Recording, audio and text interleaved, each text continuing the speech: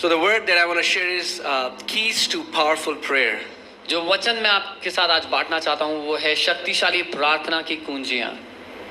Prayer was never designed to be a religious practice. प्रार्थना कभी भी एक धार्मिक रीति रिवाज होने के लिए नहीं थी।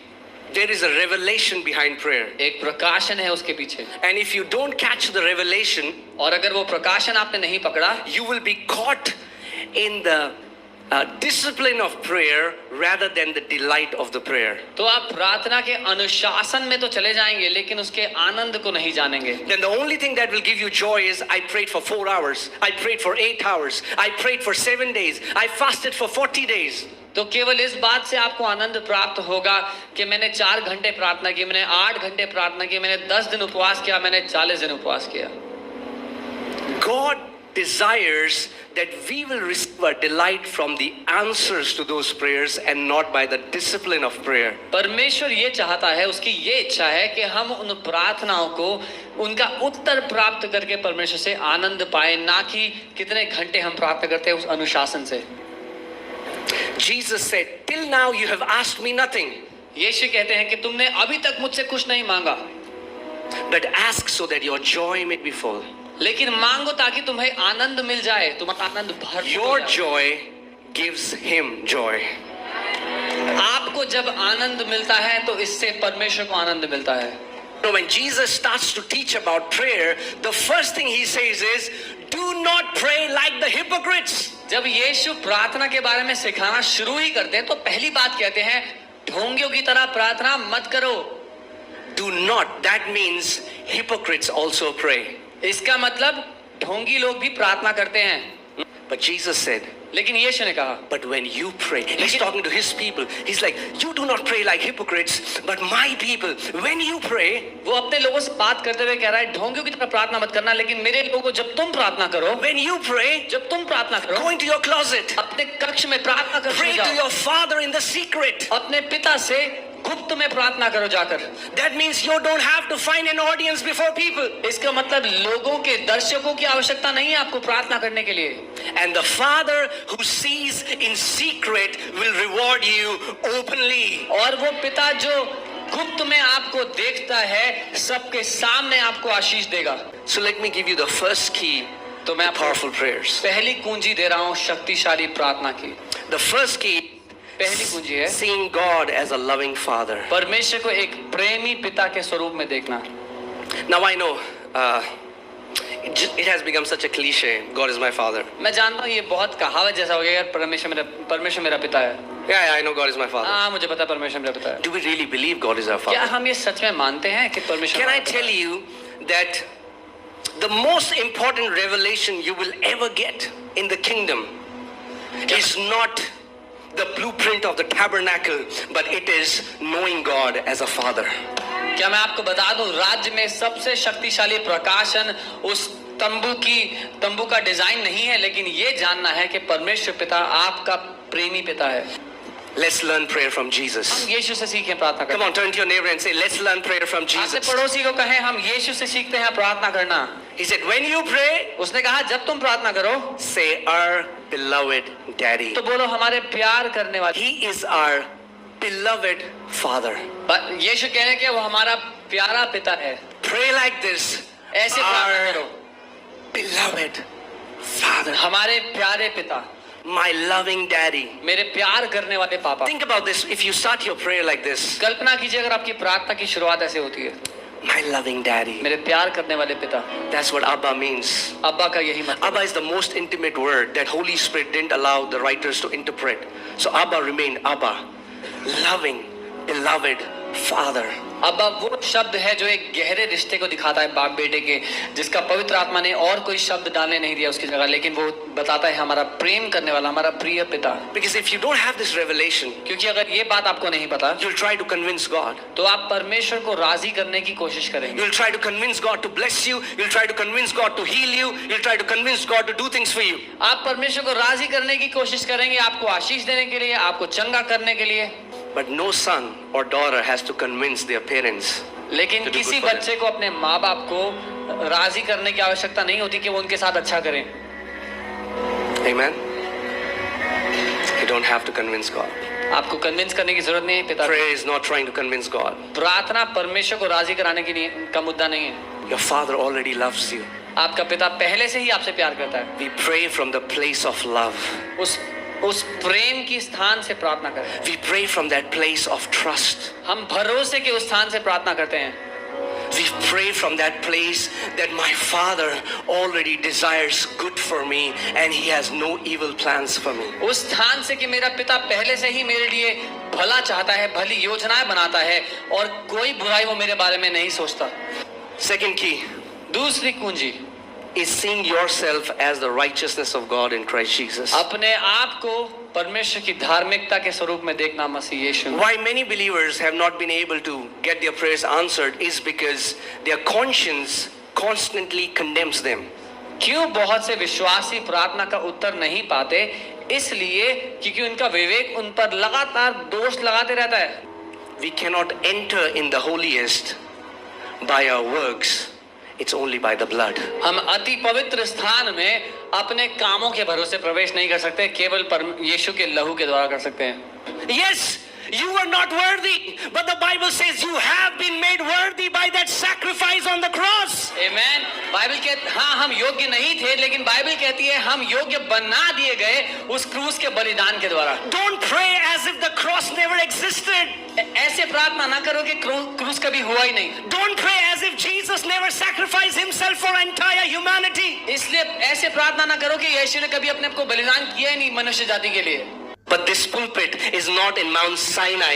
This pulpit is in Mount Zion. And I want to tell you, you are righteous. You are holy. You are accepted in the beloved. You are God's beloved sons and daughters. And He is pleased in you. लेकिन ये pulpit Sinai पर्वत पर नहीं, लेकिन सियोन पर्वत पर रखा है। इसीलिए मैं आपको बताना चाहता हूँ, आप पापी नहीं, आप धर्मी हैं। आप परमेश्वर की धार्मिकता है मसीह यीशु में। आप उसके प्रिय बेटे, उसकी बेटी हैं। And now He says, do you not know? Because many people don't know. Apostle Paul is saying, do you not know you are the temple of the Holy Spirit? God doesn't dwell in unholy temples. He dwells in holy temple because His blood has washed you, cleansed you and made you holy. इसीलिए पौलुस प्रेरित कहते हैं, क्या तुम नहीं जानते अभी तक? क्योंकि बहुत से लोग हैं जो अभी तक नहीं जानते कि तुम पवित्र आत्मा के मंदिर हो। पवित्र आत्मा अपवित्र जगहों पर नहीं, लेकिन पवित्र मंदिरों में रहता है, इसीलिए वो आपके अंदर उंडेला गया है।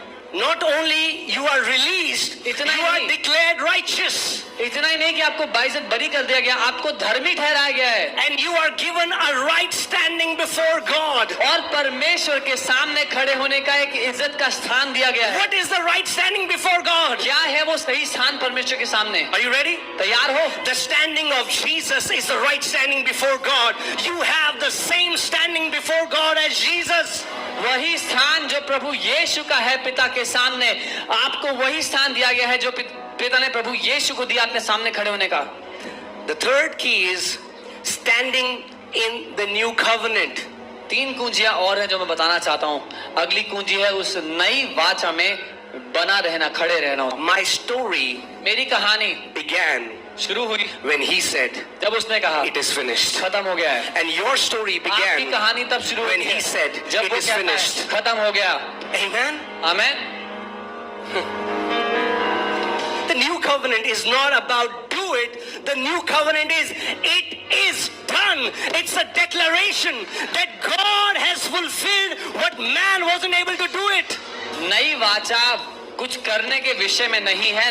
नई वाचा ये जानने के विषय में है कि सब कुछ पूरा हो चुका है, क्योंकि परमेश्वर ने पूरा कर दिया जो मनुष्य से ना हो पा रहा था।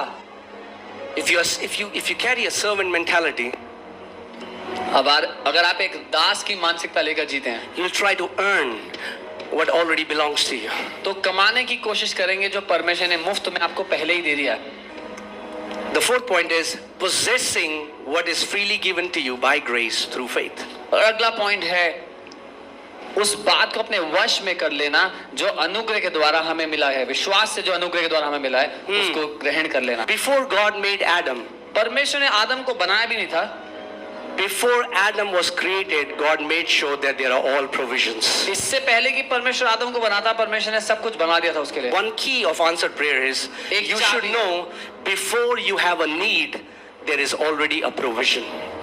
आपको ये पता होना चाहिए इससे पहले कि आपको पता लगे कि आपकी कोई जरूरत है, परमेश्वर ने उसके लिए पहले से ही पूरा कर दिया है। Can I say this? क्या मैं कह सकता There हूँ? is no need that you have that God has not made provision for already.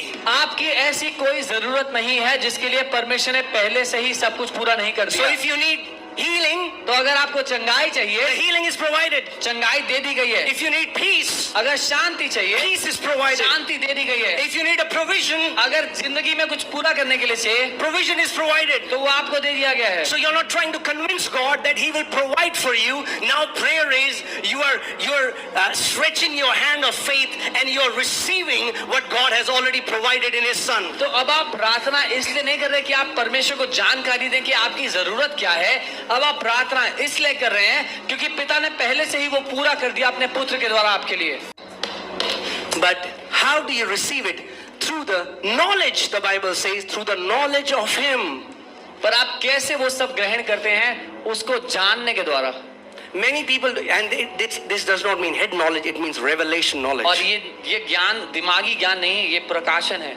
So that means when you get this revelation knowledge that in Christ God has already given you all things, you stop begging and you start partnering with Him and you start saying what He says. मतलब जब मसीह में आपको कुछ चाहिए तो आप भीख मांगना बंद करें, लेकिन आप विश्वास करें जो उसने पहले ही आपको दे दिया उस पर। So last key, आखिरी कुंजी आज, one of the most powerful way of prayer is speaking and declaring of God.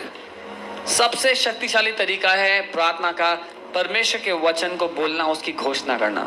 Let's see what the Bible says. हम देखते हैं वचन क्या कहता है। Philemon 1:6. फिलिमन 1 उसका 6, That the sharing of your faith may become effective by the acknowledgement of every good thing which is in you in Christ Jesus.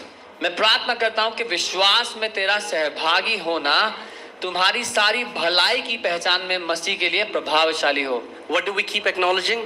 हम क्या मानते हैं अपने बारे में? No, what do we keep acknowledging in prayer? हम प्रार्थना में क्या कहते रहते हैं?